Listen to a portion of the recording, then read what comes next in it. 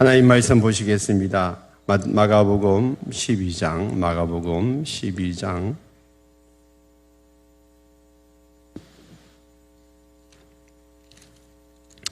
마가복음 12장 35절로 37절 우리 한 절씩 교독하고 마지막 같이 합니다. 예수께서 성전에서 가르치실세 대답하여 이르시되 어찌하여 서기관들이 그리스도를 다윗의 자손이라 하느냐? 다윗이 성령에 감동되어 친히 말하되 주께서 내 주께 이르시되 내가 내 원수를 내 발 아래에 둘 때까지 내 우편에 앉았으라 하셨도다 하였느니라. 같이 합니다. 다윗이 그리스도를 주라 하였은즉 어찌 그의 자손이 되겠느냐 하시니 많은 사람들이 즐겁게 듣더라. 아멘. 오늘 이 말씀을 가지고 예수 그리스도는 주님이시다. 예수 그리스도는 주님이시다라는 제목으로 함께 말씀을 나누겠습니다. 따라서 예수 그리스도는 주님이시다. 예수 그리스도는 주님이시다. 여러분 머릿속에 다 까먹어도 이거 한 구절은 안 까먹었으면 좋겠어요. 예수 그리스도는 누구라고요? 주님이시다. 이 말씀은 오늘 설교를 마치고서도 여러분 머릿속에 딱 남아 있었으면 좋겠어요. 자, 한번 외쳐볼까요? 기도하면 하나님이 하나님을 같이 합니다. 기도하면 됩니다. 하나님이 하십니다. 하나님을 믿습니다. 아멘. 예. 오늘 몇 주 동안 안 보이시던 분들이 또 오늘 예배 가운데 오셔서 함께 예배 드리니까 너무 좋아요. 축구를 함부로 하면 안 되는데 축구를 너무 열심히 해가지고 아킬레스건이 끊어졌어요. 6개월을 이렇게 좀 집에서 쉬어야 될 그런 입장에서 3개월이 지났나요? 하여튼 3개월 안에 이제 이렇게 붙는다고 했는데 오늘 붙어가지고 이제 어찌하든지 목발 던져버리고 이제 오고 싶어가지고 오늘 우리 교회 또 오셔서 우리 예배 드리는 우리 서정왕 형제님, 우리 경례 박사겠습니다. 네. 그러면 오셔서 이렇게 예배 드리는 모습이 너무 귀하고 찬양하는 모습이 참 아버지 집에 와가지고 참 이렇게 감격하며 예배하는 모습이 너무 귀한 것 같아요. 이렇게 예배를 사모하고 나오면요, 이 자리에 앉는 순간부터 은혜가 돼요.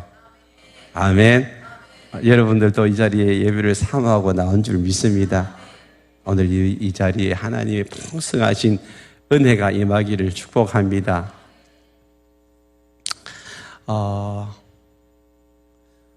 여러분 오늘 이 본문 말씀이 예수님은 주인이시다, 주님이시다라는 그 말씀을 이제 하시고자 하는데 우리가 다 알고 있는 내용인데 왜 이 말씀을 하실까요?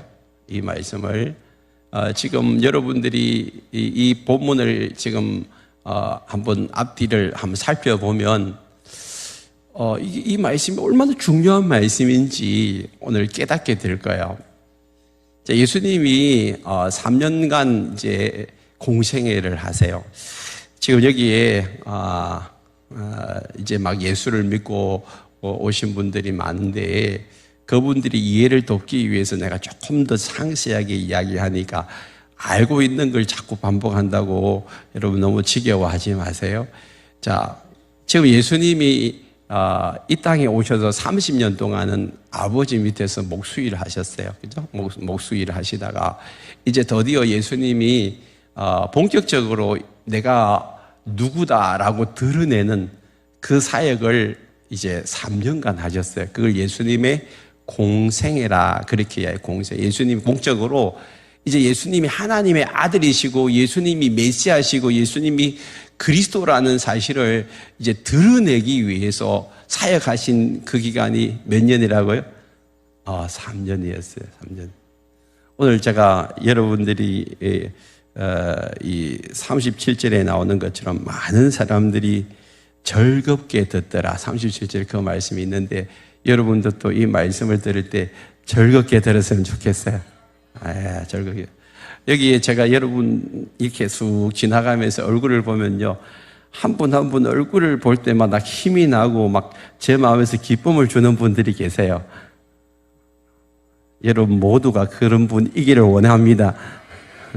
제가 이렇게 돌려면 막 제 마음에 막 기쁨이 막 이게 솟구쳐 올라오시는 분들이 여러분 이제 이렇게 둘러보면 있잖아요. 여러분들이 이 말씀을 들을 때 어떻게 듣는다고요? 즐겁고, 따라하면 즐겁고 기쁘게 말씀을 듣자. 말씀을 들을 때 즐겁고 기쁘게 들어요. 왜? 하나님의 말씀이 오늘 우리 가운데 던져질 때 이게 생명의 말씀이고 나의 영혼을 살리는 말씀이고 그 말씀이 여러분들에게는 꿀송이보다 더 단 말씀이 되기를 바랍니다. 크게 아멘. 여러분 아멘 할 때 하나님의 은혜가 임해요. 이 느헤미야 8장에 보세요. 이게 막 소문학 광장에서 에스라가 말씀을 읽고 이게 설교할 때 사람들이 아멘 아멘 해요. 아멘 아멘. 이게 천국에 가서도 아멘 아멘. 할렐루야 아멘은 천국 언어예요. 한국에. 그래서 우리 천국 가서도 할렐루야 아멘 한단 말이에요. 그래서 여기서 천국을 경험하셔야 돼요. 하나님의 말씀이 여러분 들려질 때 아멘 할 때 그것이 내 것이 되는 줄 믿습니다. 하나님의 말씀. 그래서 즐겁게 들으시고 아멘으로 들으시고 그래서 오늘 이 말씀이 여러분들에게는 꿀송이보다 더 단 말씀이 되어야 되고 생명의 말씀이 되어야 되고 그럴 때 여러분 속에 용이 살아서 움직이게 되고 춤을 추게 되는 거예요. 그렇죠? 여러분 우리가 그냥 예배 의식을 행하려고 온 게 절대 아니에요. 저도 말씀을 준비할 때 여러분들에게 그냥 신부가 미사할 때 그냥 글자를 줄줄줄줄줄줄줄 읽는데 저게 무슨 소리인지 몰라도 그냥 줄줄줄줄줄 하고 그냥 끝내버려요. 그런 소리 해봐야 아무 소용없다니까. 여기에 여러분들이 말씀을 들을 때에 저게 무슨 말인지 한마디라도 깨닫게 되면 그것이 여러분들의 영을 살리는 거예요. 그죠? 다 못 알아듣더라도 한 말씀이라도 내 영에 터치되어진다면 그 말씀이 여러분들에게 생명이 되고 은혜가 되고 여러분 영을 살리는 줄 믿습니다. 자, 예수님이 지금 이제 공생애를 3년 하고 난 다음에 마지막에 이제 예수님이 잡히는 주간이 고난 주간이거든요. 예수님은 누구에 의해서 강제로 잡혔을까요? 아니면 스스로 잡혔을까요? 잘 모를 때는 두 번째를 대답하시면 돼요. 강제로 잡혔을까요? 스스로 잡혔을까요? 스스로 잡혔다니까. 힘이 없어서가 아니라 힘이 있는데도 불구하고 예수님은 십자가에서 자신을 드리기 위해서 이 땅에 오셨고 이제 그 날이 가까워왔기 때문에 스스로 잡혀가지고 예수님이 십자가에서 돌아가셨어요. 그래서 스스로 잡히시기 위해서 예루살렘으로 들어오셨어요. 들어오셔가지고 하도 너무 답답하니까 예루살렘 성전에 들어가가지고 완전히 한번 뒤집어 엎었다니까. 그게 무슨 일이 있었어요? 그냥 오늘 우리처럼 이렇게 성전에서 예배를 드려야 될 그 예배당 안에 장사치들이 들어와가지고 막 팔고 사고 온갖 그런 이제 매매하고 그냥 이 상술이 난무하니까 다 매매하는 사람 쫓아내고 그 판을 뒤집어 버렸어요. 여러분, 이곳은 뭐 장사하거나 매매하기 위해서 오는 장소가 아니에요. 아멘? 자기 이득을 취하기 위해서 교회 오면요, 자기 손해예요. 절대 그렇게 하면 안 돼요. 자기의 어떤 유익을 쫓아가지고 여러분 하다 보면 결국엔 내가 손해. 그러니까 막 다 쫓아버려요. 다 쫓아버렸어요. 근데 나중에 보니까 대제사장들하고 이 장사치들하고 결탁이 돼 있어. 그래가지고 얼마 팔면 당신에게 얼마 주겠다. 커미션이 있을 테니까. 그러니까 이게 난리가 난 거예요. 장사치들 다 쫓겨나고. 그러니까 내가 대제사장들이 찾아와가지고 누가 이런 짓을 하도록 허락했냐는 거죠. 우리가 이 성전의 주인이고 우리가 맡아서 일을 하고 있는데 네가 뭔데? 이런 식으로 이제 시비를 걸은 게 11장 이제 27절부터 21장 20. 그부터 시작해가지고 오늘 이제 본문 다음에 이제 40절까지 그 논쟁이 일어나고 있어요. 계속해서 예수님에게 찾아왔어요. 누가 찾아왔을까요? 처음에는 대제사장들이 찾아왔잖아요. 자기들이 이제 성전을 맡은 사람들인데 왜 네가 함부로 여기 와서 상을 뒤집고 사람들 쫓아내냐? 그래가지고 이제 대제사장부터 시작해서 서기관, 장로들, 바리새인들, 헤롯 당원들, 사두개인들 총 출동했어요. 뭐 하기 위해서요? 예수님을 사로잡기 위해서, 책잡기 위해서. 근데 이 날이 언제냐 하면 예수님이 십자가에 돌아가시기 며칠 전? 답을 가르쳐 주잖아요. 며칠 전? 3일 전에 3일 전에 화요일 날 이 일이 일어났거든요. 출동해가지고 대제사장들이 예수님에게 붙어가지고 안 되니까 다음번 내가 해볼게. 그래가지고 바리새인들이 왔어. 붙어서 또 판판이 깨졌어. 그러니까 또 사두개인들이 왔어. 이 사람들이 다 이렇게 하나 될 수 없는 사람들이라니까 이념적으로나 정치적으로나 모든 것이 다 틀린 사람들인데 오직 하나 예수 잡으려고 서로가 똘똘 뭉쳐가지고 돌아가면서 예수님에게 와가지고 시비 걸고 책 잡으려고 올무를 놓았지만 예수님은 그 모든 것을 하늘의 지혜를 가지고 다 이겼어요. 그러니까 예수님을 당할 사람들이 없어가지고 더 이상 말문이 막혔고 감히 묻는 자가 없었더라. 지난주 우리가 살펴본 34절 마지막에 그 후에는 감히 물어볼 엄두가 안 나는 거예요. 입이 딱 닫혀버렸어요. 누가 이겼어요? 예수님이 이겼다니까. 그래서 더 이상 물어봐야 자기들 손해인 거야. 이제 예수님이 더 이상 없어? 나오려면 나와봐. 이렇게 이제 자신 있게 이제 또 막 둘러보고 그렇게 싸우려고 대든 건 아니고 이제 가만히 계시고 이제 할 자기에게 시비 붙을 사람이 아무도 없는 줄 아시고 이제 예수님이 마지막으로 오늘 이 말씀 이제 하고 난 다음에는요 더 이상 대중들을 위해서 뭐 가르치거나 뭐 설교하거나 이런 건 이제 없어요. 마지막 예수님이 오셔가지고 3년 동안 가르치시고 복음을 전파하시고 또 힐링 치료하시는 이런 일들을 하셨는데 마지막 이제 대중들을 향하여서 가르치는 이 사역을 마지막 하면서 그림 다 그리고 난 다음에 하롱 점정이잖아요. 마지막 도장 탁 찍듯이 이제 예수님의 사역의 마지막 점을 딱 찍는 순간이 지금 이 순간이라. 그걸 뭘 이제 의도적으로 이야기하고 싶은 게 있어요. 그전에는 누가 막 시비 붙으려고 와가지고 질문하는 것에 대한 답을 했지만 지금은 뭐예요? 예수님이 이제 마지막으로 내가 너희들에게 하고 싶은 이야기 하겠다는 거죠. 그게 35절이에요. 예수께서 성전에서 뭐예요? 가르치실세.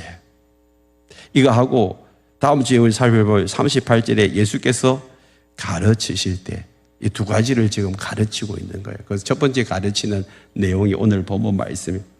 예수님 뭘 지금 가르치고 싶은 거예요? 마지막으로 도장 찍고 싶은 게 있는데 다 그 그림 다 그리고 나면 내가 도장 찍고 싶은 게 있잖아요.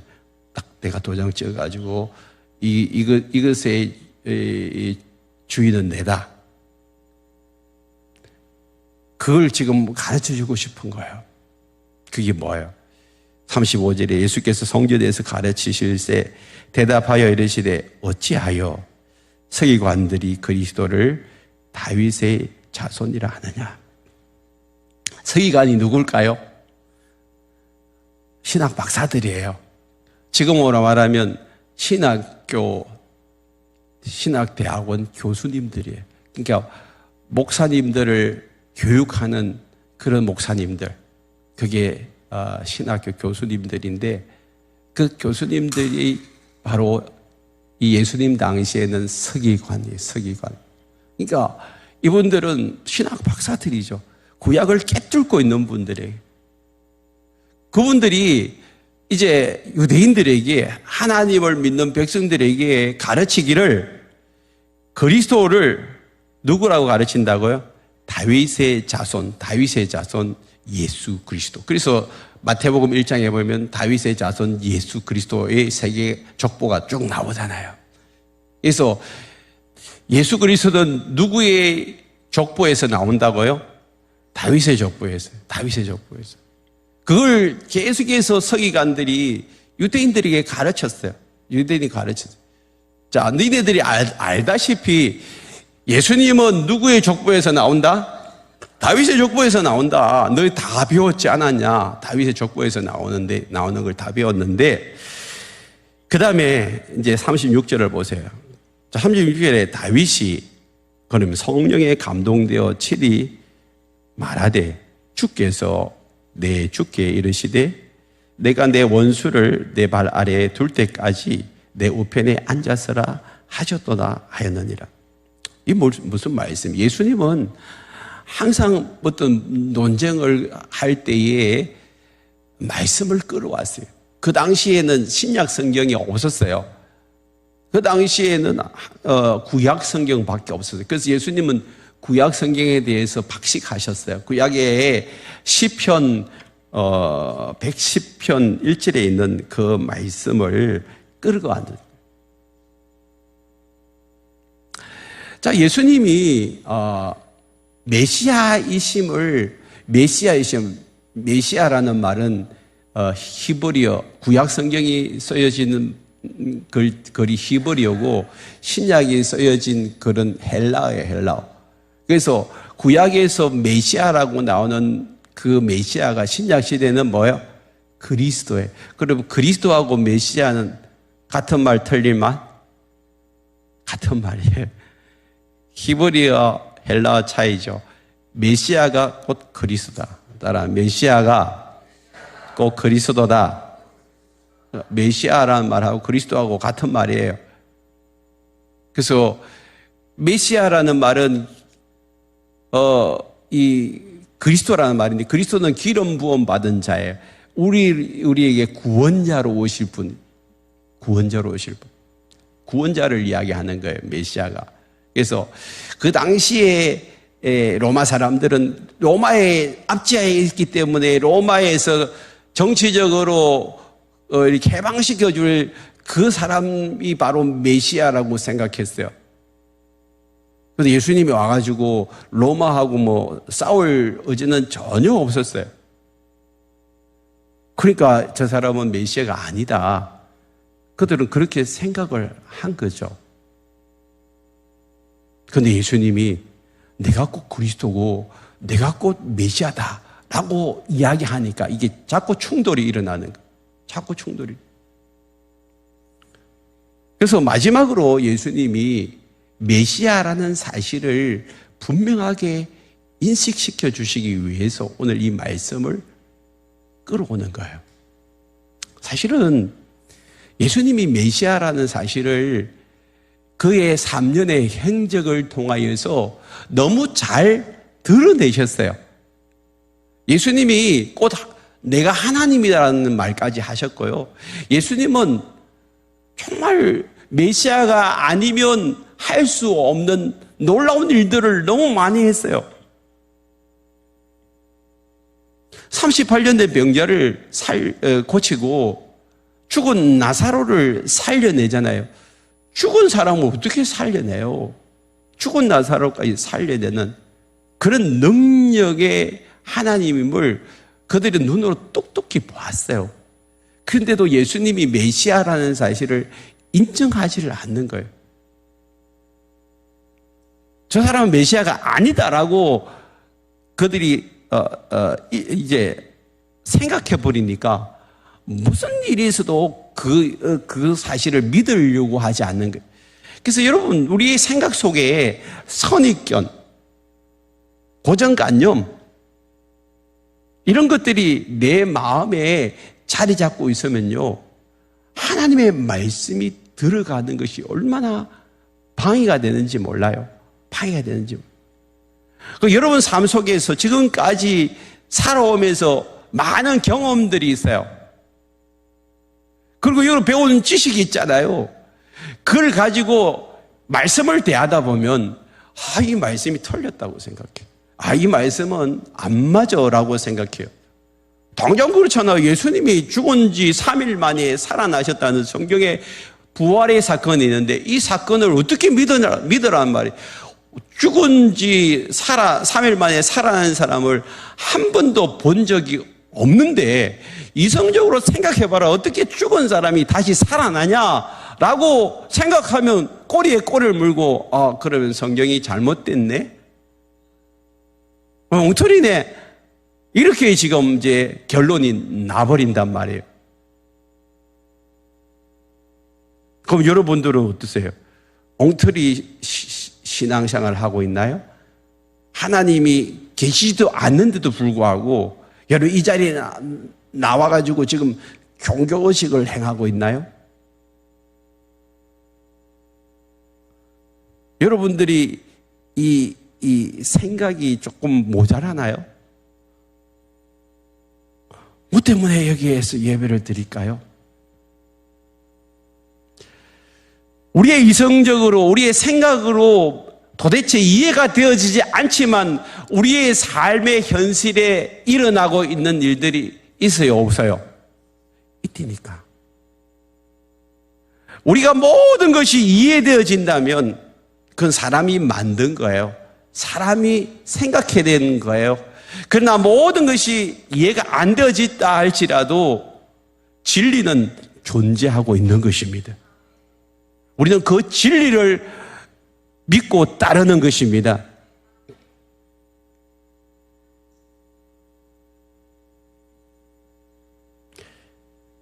그리스도를 다윗의 자손이라고 그러면 너희 조상들이 그렇게 믿어왔고 지금 현재 서기관들도 그리스도가 다윗의 자손이라고 이야기를 하는데 그렇다면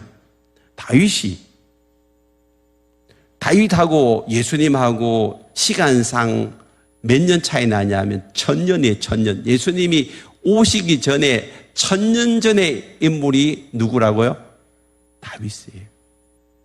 다윗. 1000년 전에 조상이 앞으로 태어날 자기 후손을 향하여서 주라고 고백했대요.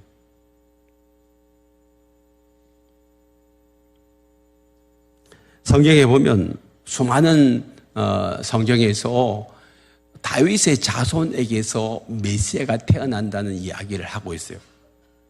한 군데에 찾아보시면 이사야 9장 6절로 7절 이는 한 아기가 우리에게서 낳고 한 아들을 우리에게 주신 바 되었는데 그의 어깨에는 정사를 메었고 그의 이름은 기묘자라 무사라 전능하신 하나님이라 영존하시는 아버지라 평강의 왕이라 할 것임이라. 이 한 아이가 태어난다고 했는데 그 아이가 누굴까요? 예수님은 이 땅 가운데 태어났는데 그분이 바로 기묘자고 모사고 전능하신 하나님이라는 거예요. 그 7절에 보면 그 정사와 평강의 더함이 무궁하며 다윗의 왕자와 그의 나라에 군림하여 그 나라를 굳게 세우고 지금 이후로 영원히 정의와 공의로 그것을 보존하실 것이라. 그게 다윗의 왕자가 나온단 말이에요. 다윗의 왕자에게서 예수님이 태어날 것임을 예언한 이사야 9장의 말씀이란 말이에요. 그런데 문제는 뭐냐면 이 다윗이 자기 스스로 자기에게서 태어날 후손 예수 그리스도를 주라고 그렇게 시편 100편 1절에서 말씀하고 있는데 니네들은 이거 어떻게 생각하냐? 어떻게 생각하냐? 그래서 37절에서 이렇게 해석하잖아요. 오늘 본문 30절 다윗이 그리스도를 주라고 했는데, 이 할아버지도 한참 할아버지잖아요. 천년 전에 그 할아버지가 천년 뒤에 태어날 자기 손자뻘 되던 그 사람을 향하여서 주라고 고백했는데 어찌 그의 자손이 되겠냐? 이해가 되냐? 안 되지 않냐? 근데 왜 지금 다윗이 그 고백을 했냐? 자, 36절 다시 봅니다. 다윗이 누구에 감동되어? 성령에 감동돼. 이것이 중요한 거예요. 다윗에게 성령이 임해가지고 천년 뒤에 자기의 후손에게서 태어날 메시아를 향하여서 주라고 고백했다. 그렇게 예수님이 가르치고 있는 게 그 주가 바로 나다. 그 주가 바로 나다. 예수님이 하나님이시고 메시아고 그리스도와, 그걸 지금 예수님이 마지막으로 도장을 찍듯이 그 있는 사람들에게 지금 가르치고 있단 말이에요. 자, 니네들이 안 믿고 받아들이지 않지만 사실은 내가 다윗이 그렇게 고백한 주고, 너희들이 조상 때부터 믿고 바라보고 기다렸던 메시아가 바로 나다. 그 이야기를 마지막으로 하는 거예요. 그러고 난 다음에 좀 있다가 3일 뒤에 십자가에 매달려 돌아가셨더니 스스로 그냥 십자가에 가서 매달려 돌아가셨어요. 그럼 이 말씀이 뭘까요? 진리 아니 진리. 죽음의 순간을 앞에 두고 내가 바로 메시아고 내가 바로 그리스도라는 사실을 분명히 그들에게 이야기하시고 그 다음에 십자가에 돌아가셨다니까요. 다윗이 오실 메시아를 향하여서 주라고 고백한 그 이유는 바로 성령이 그 안에 있기 때문에. 그 다윗이 성령이 그 안에 일하고 역사하셨기 때문에 수없이 많은 성령을 기록했어요. 그가 바세바를 범하고 난 다음에 간절히 엎드려 회개할 때 뭐 합니까? 주의 성령이 내게서 떠나지 마옵소서. 이걸 놓고 기도한 거예요. 주의 성령님이 내게서 떠나지 마옵소서. 여러분, 신약 시대에는요, 예수를 믿는 모든 사람들에게 성령이 임한다고 했어요. 그래서 여러분 안에 성령이 임하는 거예요. 그래서 고린도전서 12장 3절에 보면, 그러므로 내가 너에게 알리노니 하나님의 영으로 말하는 자는 누구든지 예수를 저주할 자라 하지 아니하고 또 성령으로 아니하고는 누구든지 예수를 주시라 할 수 없는 일. 다윗이 예수님을 향하여, 오실 예수님을 향하여 주라고 고백한 것처럼 여러분도 예수님을 주라고 고백한다면 여러분 안에 누가 오셨다고요? 성령님이 오셨어요. 얘 안에 예수님이 오시지 아니하고 성령님이 오시지 아니하면 아무도 예수님을 내 삶의 주인이라고 고백할 수 없다는 거예요. 그럼 여러분 자신을 돌아보십시다. 이어서 예수님이 여러분 삶의 주인이 되셨어요?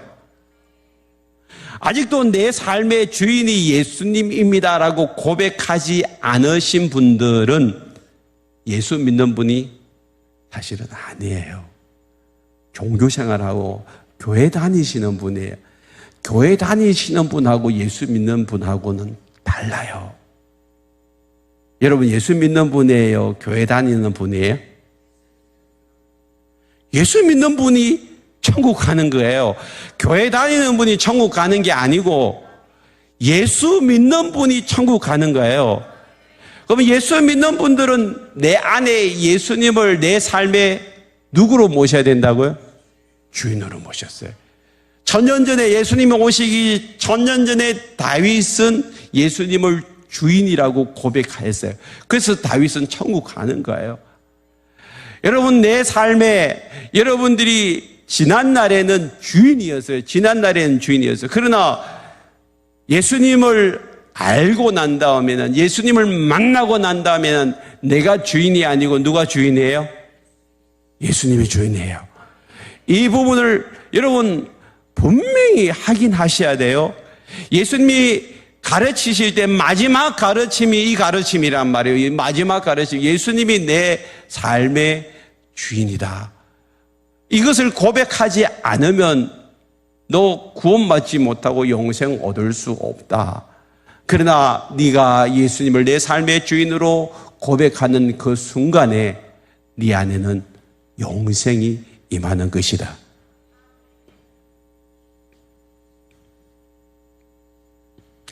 여러분, 우리가 예수를 주라고 고백을 하는 그 순간 우리 안에 성령이 임하시고 성령의 역사하시면요, 로마서 8장 2절에 죄와 사망의 굴레에서 벗어납니다.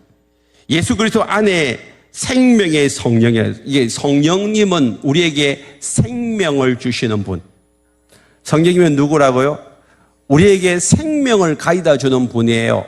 여러분 안에 여러분 영이 살아나 여러분들이 이곳 가운데 올 수 있는 힘은 누가 주신 거예요? 성령님이 주셨어요. 성령님이 여러분 안에 들어오면 내 안에 지금까지 나를 사로잡고 있는 죄와 사망의 굴레와 또 근세가 내 안에서 벗겨지고 떠나가는 줄 믿습니다. 그래서 예수를 제대로 만나고 나면 내 안에 있던 모든 사망의 근세, 죄의 근세, 이것이 내 안에서 이제는 풀어지는 역사가 있으니까 우상을 던져버리잖아요. 신주단지를 깨뜨려버리잖아요. 부적을 째버리잖아요. 여러분, 예수 안 믿는 사람들은 신주단지 깨뜨리고 부적 떼버리면 화가 당해가 죽는 줄 알아서. 그런데 여러분, 부적 떼고 신주단지 깼는데도 불구하고 지금 살아있잖아. 할렐루야. 하나님의 영이 그때부터 여러분들을 주장하시고 여러분들과 함께 하시고 여러분들을 도와주시고 여러분들을 인도하시는 줄 믿습니다. 겁내지 마세요. 두려움을 주는 영은 하나님이 아니에요. 겁내지 마세요. 예수 안에서 여러분이 신앙생활을 하면요, 예수보다 큰 신은 있다 없다? 없어요. 예수님보다 더 큰 신은 나와보라 하세요. 아무도 없다니까.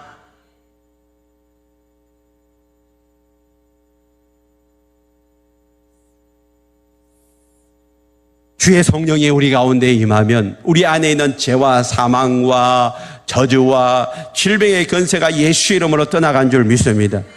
그런 것이 여러분들 두렵게 하고 염려케 하고 걱정케 하시고 근심하게 하는 거예요. 여러분들을 올가미로 묶어버리는 거예요. 여러분, 예수를 믿고 나면 성령이 오시는데 성령이 오시고 나면 여러분 그 성령님은 기쁨의 영이에요. 기쁨의 영이에요. 그냥 예수 믿고 나면 너무 좋아, 행복해, 너무 기뻐. 설교에 빠진 사람들 시시 웃고 다닌다니까. 근데 예수를 믿고 난 다음에도 여전히 염려와 걱정과 근심에 사로잡혀 있다면 내 안에 성령이 오시지 않았든지 진짜 예수를 믿지 않든지 또 한 가지는 여러분 안에 있는 상처 때문에 트라우마 때문에 썬뿌리 때문에 묶여있든지 둘 중에 하나예요. 여러분 진짜 예수를 믿었고 성령이 내 오신 것을 아는데도 불구하고 여러분 속에 여전히 염려, 걱정, 근심과 두려움과 여러분 안에 있는 뭔가 힘듦이 있다면요, 여러분 빨리 그거 해결하셔야 돼요. 그게 묶여 있는 거예요. 사로잡혀 있는 거예요. 지난 주간에 제가 새롭게 하소서에 이건호 목사님이라고 간증한 내용을 들으면서 또 은혜를 받았는데 그 목사님이 지금은 대구에서 사역을 잘 하세요. 근데 그 전에 어릴 때부터 4살 때 어머니 돌아가시고 새엄마가 들어왔어요. 전에 어머니가 3명을 낳고 새엄마가 와가지고 또 3명을 였습니다. 근데 팔이 안으로 굽는다고 자기가 낳은 자식 말고 다른 자식을 키우면서 차별이 왜 없었겠어요? 말 안 듣는다고 얼마나 혼이 났겠어요. 근데 그 정도가 아니라 자기가 이제 예수를 믿고 난 다음에 성령을 받고, 그전에는 막 중학교 때부터 불면증이 오기 시작했어요. 불면증이 오기 시작하고 너무 힘든 삶을 그가 살았어요. 하다가 이제 대학교 때 이제 아는 형님을 통해서 예수를 만나게 되죠. 그분이 예수를 만나고 나서 너무 좋았는데 여전히 마음속에 상처와 아픔과 트라우마가 있으니까 기쁘지를 않는 거예요. 예수를 믿으면 기쁘다고 했는데 안 기쁜 거예요. 근데 어떤 분이 이제 어떤 분 이제 강의 테이프인가 그걸 들으면서 그 원인을 알은 거예요. 뭐냐면 내 안에 있는 썬뿌리, 내 안에 있는 트라우마, 내 안에 상처가 성령님이 나에게 주시는 기쁨을 다 가져가 버린다는 거죠. 그때부터 그가 기도하기를, 성령님, 내 안에 상처가 떠오르게 하시고 생각나게 하옵소서. 따라하며, 성령님, 내 안에 상처와 트라우마와 썬뿌리가 떠오르게 하시고 생각나게 하옵소서. 그걸 놓고 기도하기 시작하는 거예요. 여러분 당장 해보세요. 그러면 막 그게 생각이 난다는 거예요. 오늘도 지금 여러분 그 기도하면 지금 생각나는 게 있어요. 그러니까 어릴 때부터 어머니로부터, 새어머니로부터 받았던 그 상처, 아픔, 썬뿌리가 막 이렇게 하나씩 막 생각나기 시작하는 거예요. 그러니까 처음에는 막 분노가 일어나고 미움이 일어나고 그래 가서 조금 행패도 부렸대요. 그러면서 나중에 성령님이 그를 만져주셔가지고 어머니가 용서가 되고 나니까 자기가 어머니한테 대하는 게 달라지고, 그러다 보면 내가 먼저 달라지고 나니까 어머니도 나에게 대하는 것이 달라지더라는 거예요. 그러면서 막 다시 기쁨을 회복했다는 그런 이야기가 나와요.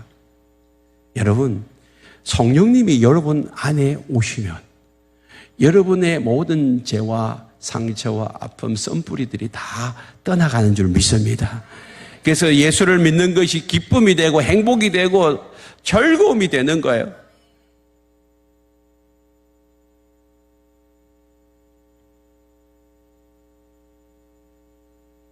오늘 이 자리에 여러분 아직도 눌려있고 묶여있고 사로잡혀 있는 자들, 성령님이, 생명의 성령님이 죄와 사망의 법에서 여러분을 해방시켜 주시길 원합니다.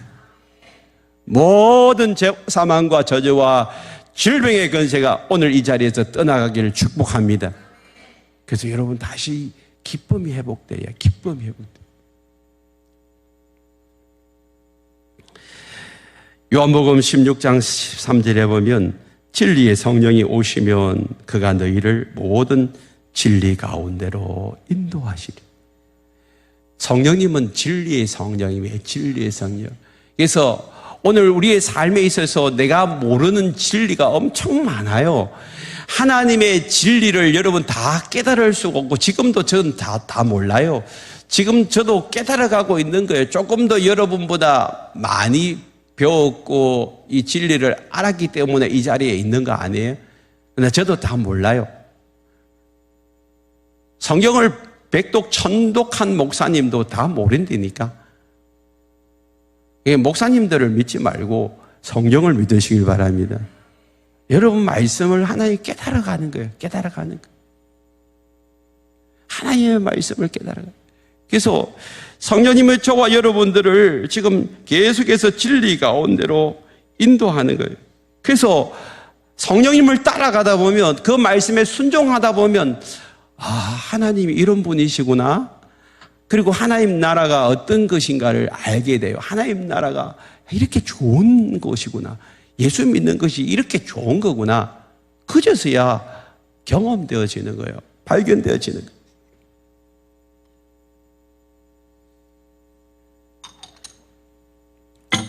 그래서 여러분들은 하나님을 경험하는 삶을 사셔야 돼요.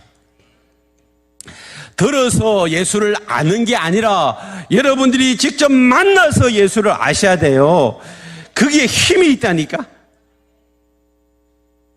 호랑이를 그림으로 봐가지고 이야기하는 사람하고 직접 만나가지고 산을 넘다가 호랑이를 만났어. 그때 그 이야기하는 호랑이하고 같을까요? 틀릴까요? 왜 이렇게 신앙생활이 힘이 없어요? 재미도 없고. 그게 예수님을 만나지 않았어 그래.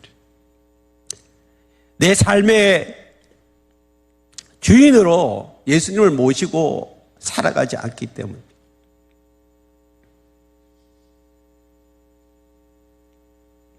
머리로는 예수님이 내 삶의 주인인 줄 알지만, 여기 온풍기 좀 꺼주세요. 강대상 위에 온풍기 좀 꺼주세요. 머리 위에, 지금 말하다 보면 머리 위에, 내 머리 위에.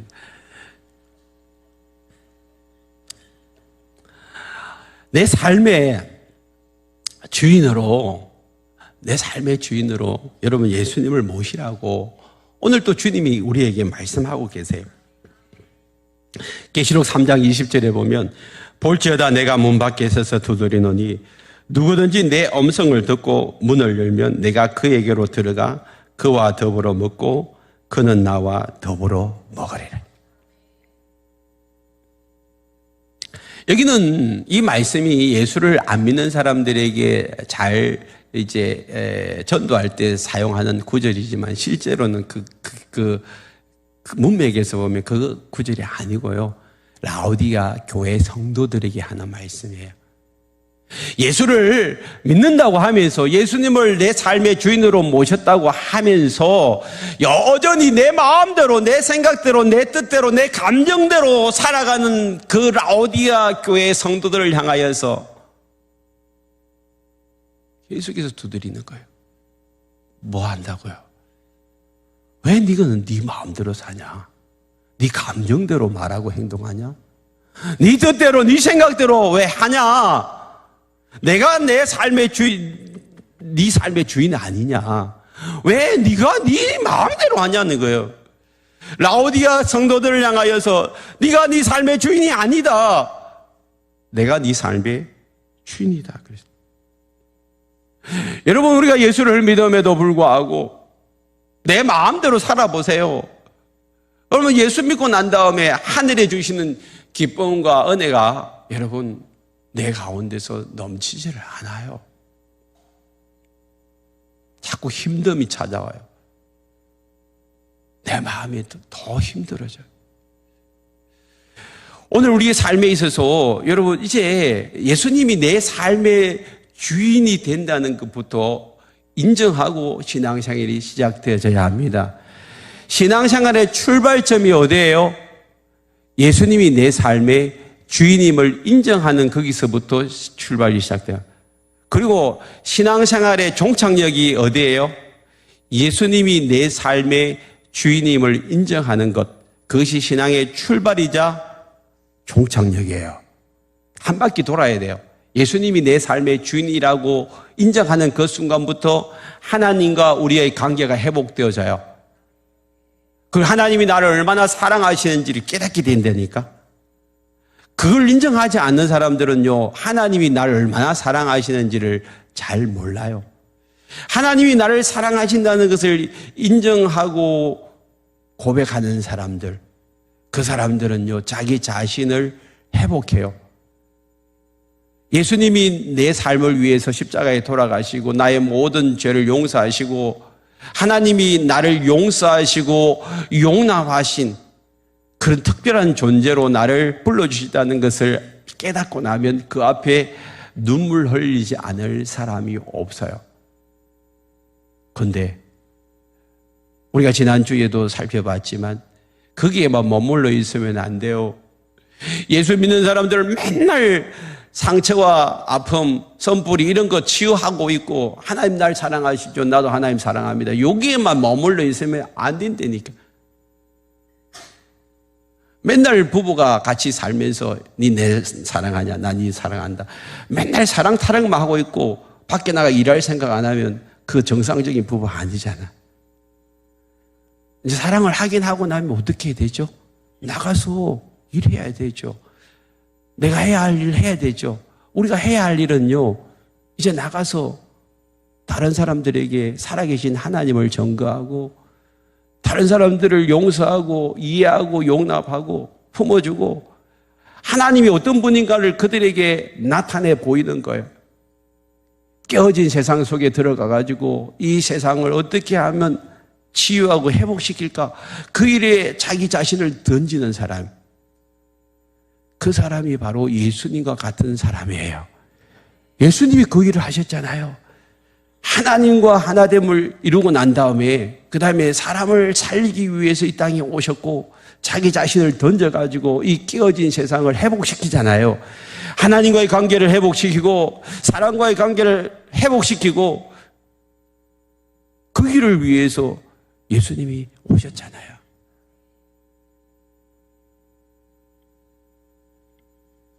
그렇다면 오늘 우리가 무엇을 어떻게 해야 되죠? 뭘 어떻게 해야 되죠? 이제 우리가 가장 중요한 것은 내 삶에 예수님을 주인으로 모시는 거예요. 그리고 내가 서야 될 그 자리에 다시 들어가야 되는 거예요. 각자의 자리로 들어가야 돼요.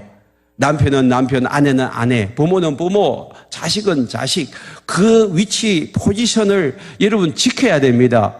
하나님이 그렇게 만들어 놓으신 거예요. 내가 억지로, 내가 이불로 그렇게 된 게 아니고 지금 여러분들이 서 있는 그 위치와 자리는 누가 만들어 주신 거예요?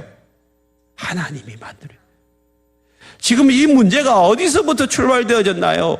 예수님이 하나님의 아들임을 인정하지 않는 것부터 예수님이 삶의 주인이시고 예수님이 메시아시고 예수님의 권위자 이 그리스도라는 사실을 인정하지 않은 하나님이 세우신 권위 질서를 인정하지 않는 거기서부터 일이 털리기 시작하는 거예요.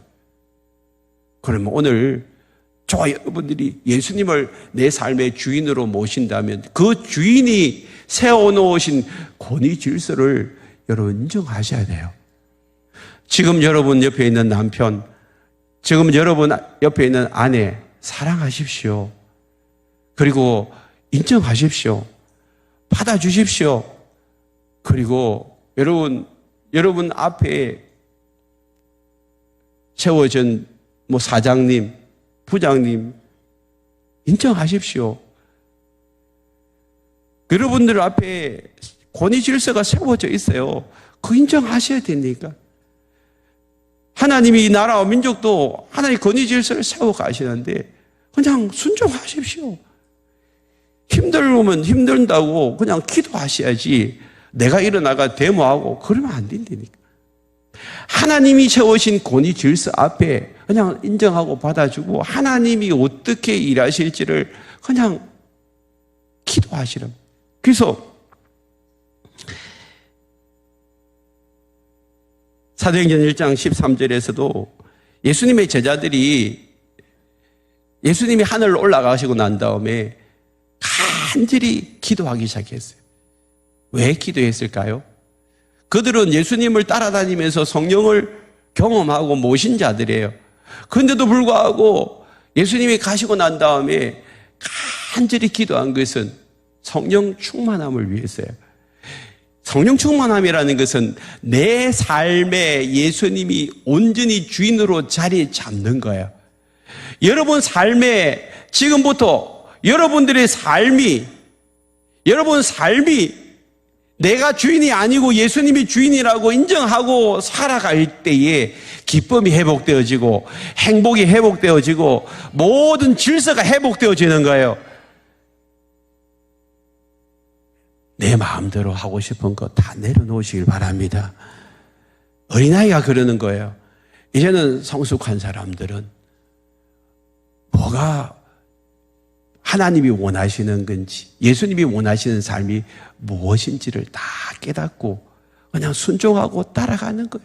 그것이 내 삶에 가장 기쁨을 주고 행복을 주는 그런 삶임을 꼭 인정하시고, 내가 지금도 잘 모르지만 진리 가운데 인도하시는 그 예수님을 한번 따라가 보세요.